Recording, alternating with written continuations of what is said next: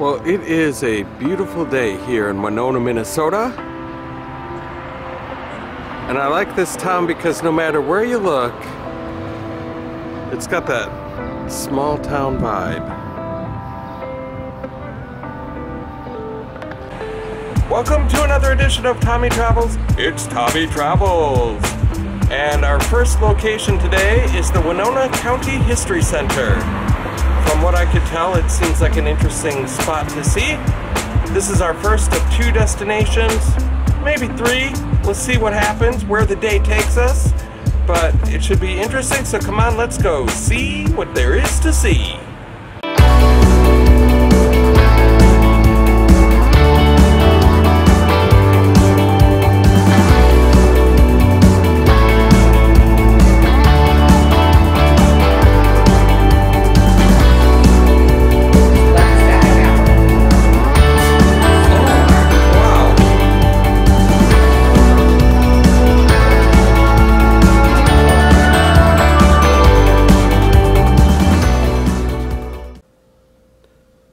Well, I can already tell that I've picked a good location, because we are greeted by this guy before we even get into the museum.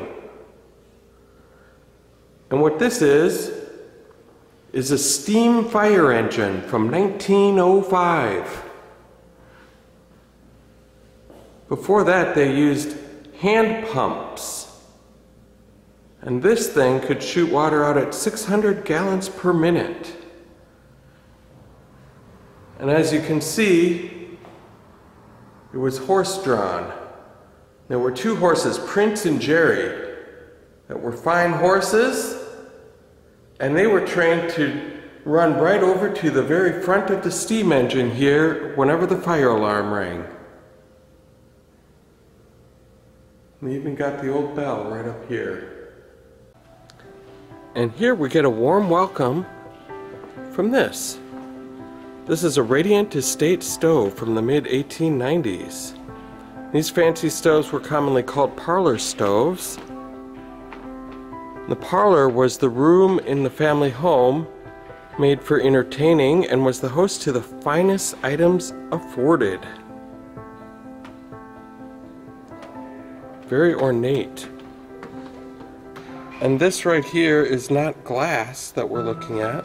This is a material called mica.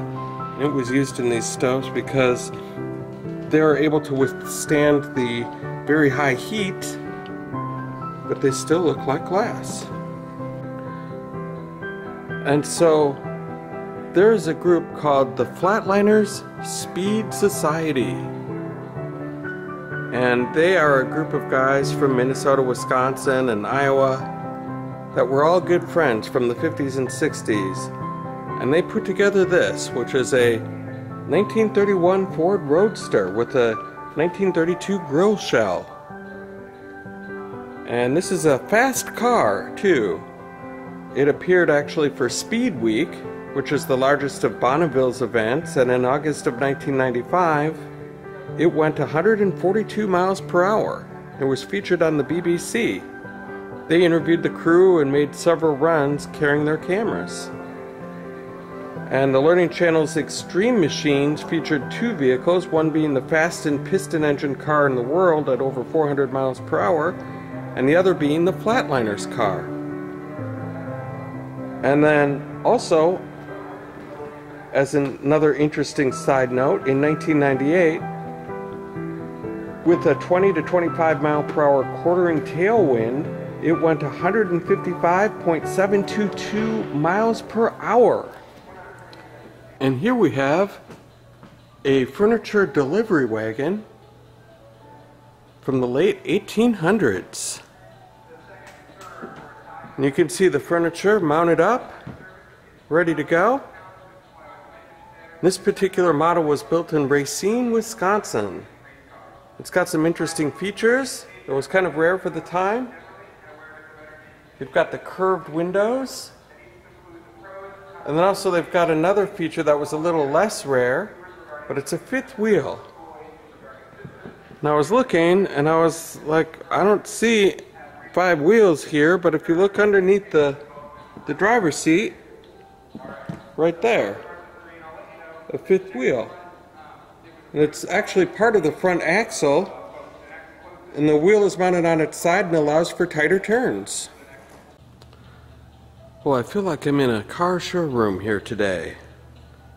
This is a gentleman's carriage from the Winona Carriage Company. This model is from 1875. It was kind of like a 19th century BMW. Of course, with winters in Minnesota, wheels didn't always get you around so well. So this is a bobsleigh from the 1880s. Looks pretty fancy. The front seat and a back seat with some pretty stylish seat covers.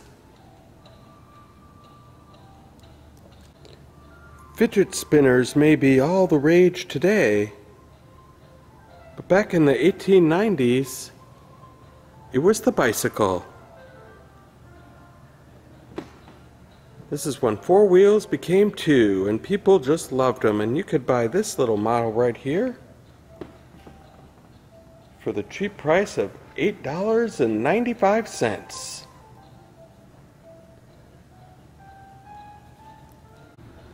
And here I am out in the middle of nature all of a sudden. Boy, it sure is beautiful out here. Oh, that's just a picture. I was confused. Oh, look, an entrance to an old cave. Let's go in and see what there is here. Oh, some ancient cave paintings. Wow. I wonder if I'm the first person to ever enter this dwelling. Maybe not. But here are some artifacts that have been found in caves. Like this silver dollar from 1880. Back in the 1800s, you wouldn't go to Walmart or Cub or any other grocery stores. You would go to the general store, where they would have items made by people right there in the community, because small towns were more self-sufficient back in those days.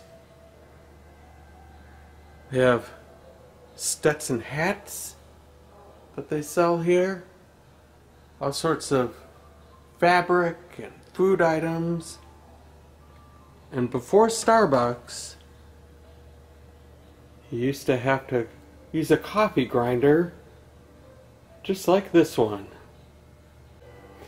I'm prevented from actually coming in this little general store, but I like that they have the little bookkeeper's space back here. And this piece brings together two things I really appreciate: murals and stained glass windows.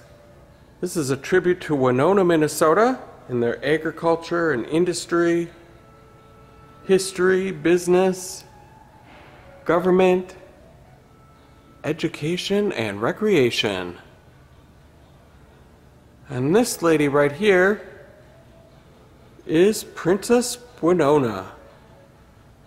Winona is Dakota for firstborn daughter, and her fame comes from leaping off a tall bluff rather than being forced to marry a man that she did not love. Well, I guess sometimes when you stand up for yourself, you get a whole town named after you. Good job, Winona. So what is this contraption, you ask? I would never have guessed what this thing is. But it is a perming machine. It was used in the salons up until the end of World War II, and some salons even used them into the 1950s. And this was not a pleasant experience, as you can tell. They would have to hook all of these things up to your head, kind of like this gal right here, or this lady right here. Looks like she's having a grand old time.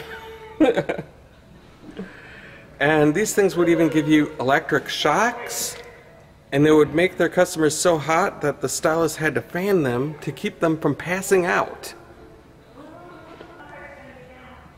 Well, thank goodness for chemical perming. They put this guy out of business. And look, they've even got an old soapbox derby car from back in the day. Oh, I like this old little steering wheel here. And here we are at our second destination, the Lakeview Drive In. Now I don't know, but I've been told that this place has the best root beer floats in the history of mankind. And quite possibly the entire universe. So we are going to give this place a sample. Now I'm not normally a food critic or drink critic or anything like that, but let's take a look and see what we find out here. And what's really cool is you don't find too many drive-ins anymore, but this place is a drive-in where they actually serve you your stuff right at your car. These kind of places are hard to find, kind of a dying breed, but we're gonna document this one for posterity. They have a pretty fancy wood carving of what I'm assuming is a root beer keg and not a beer keg. This place has been around since 1938. So I thought it would be easier to show you what I'm working with here if I eat it outside on the patio. And this is, from what I understand, the best root beer float I will ever taste in my life.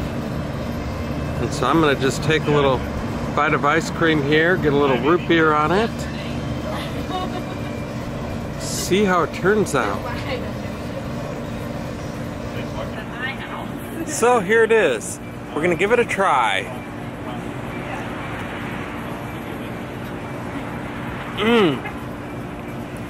Not too shabby. That could be one of actually the best root beer floats I've ever had. And here is a look at a very empty root beer float. And again, that probably was the best root beer float I've ever had too. You can choose between soft serve ice cream and scooped ice cream. I chose the scooped ice cream. And if you come here, I would recommend doing the same thing, because what I just had was quite tasty. Very good. Well done, Lakeview Drive In. Well done. Well, it wouldn't be a trip to Winona without showing a little bit of Lake Winona. Alongside these beautiful bluffs, which I saw a lot of on the ride down here. The whole way, it's very hilly and windy roads. And the area that I'm in has this right here. This is Sugar Loaf Bluff. This was at one time recognized as one of the most famous landmarks in Minnesota.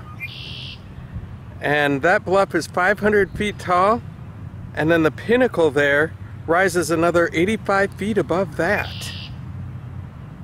So if you're from Minnesota or Winona area, you definitely have heard of Sugar Loaf. It's right here by the Lakeview Drive In. It probably gets its name from this view right here. Well, thank you guys very much for hanging out with me today on Tommy Travels. It's been fun. If you like what you've seen here, go ahead and hit like on my YouTube channel. And if you like it, why not just go ahead and hit subscribe and the bell right there next to it. It'll just give you notifications of future videos that are yet to come. And it was a real blast here in Winona. Got to see a lot of interesting things, and so who knows where I'll wind up next week, but I hope to have you along for the ride. And so until then, I hope to catch you on the flip side.